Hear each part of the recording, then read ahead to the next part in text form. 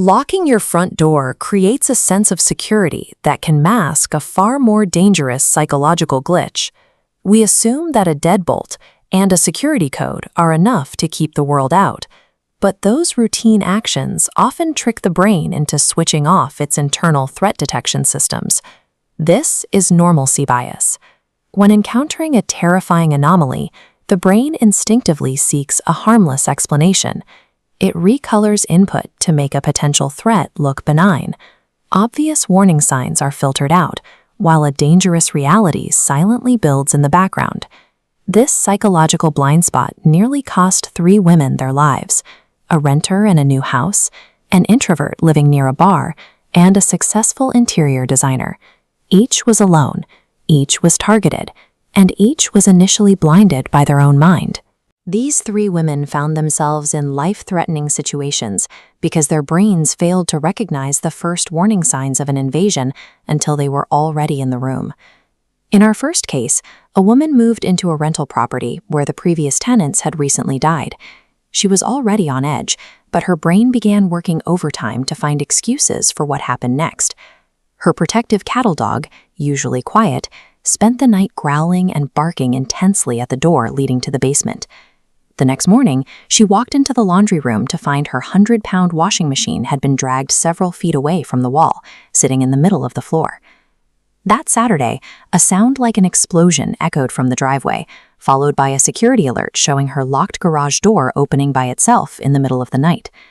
Her normalcy bias neutralized each of these events. The dog was reacting to a creaky house. The washing machine was just a mechanical fluke, and a heavy deadbolted door opening was assigned to the wind. The subconscious would rather believe that a summer breeze can unlock a deadbolt than face the reality of an intruder. Living near a source of constant noise can provide the perfect cover for a localized threat. For our second victim, that source was a rowdy local bar right next door. She was first targeted during a bizarre interaction with a woman at the bar who stood on the property line, staring her down and blowing kisses. At 1:30 a.m., someone knocked gently.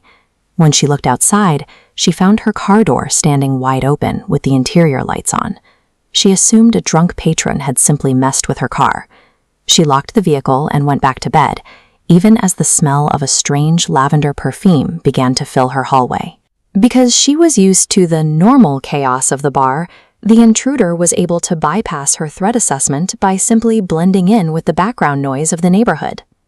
The most extreme denial occurs when the evidence is literally right above you.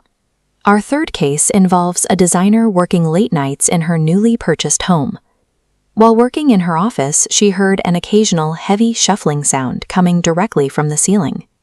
The shuffling eventually became a continuous dragging sound, followed by the unmistakable sound of human breathing coming from the crawlspace above her bedroom. She found the pull string for the attic ladder swaying on its own, and her bedroom door, which she left open, creaked shut while she was in another room.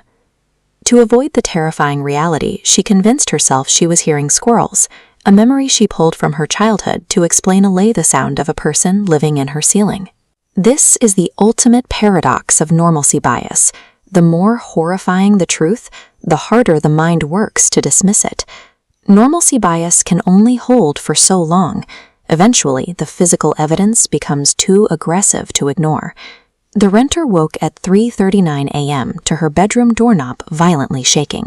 She called the police and fled to her parents' house as they discovered her front door standing wide open. The introvert walked into her kitchen to find the woman from the bar staring at her. She locked herself in the bathroom until police arrived to find the intruder gone, leaving a steak knife behind on the floor. The designer's denial ended when she looked under her bed and saw a man staring back at her. She ran to her car, drove to a 24-hour diner, and spent the next month living in a motel. In these moments, the illusion of safety vanishes instantly, forcing the brain out of rationalization and into a state of pure survival.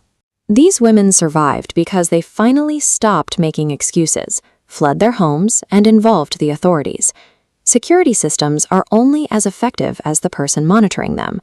If you use your own psychology to explain away a breach, the loudest alarm in the world won't save you. You have to trust environmental anomalies. If a protective dog is growling, if a locked garage opens, or if you hear breathing.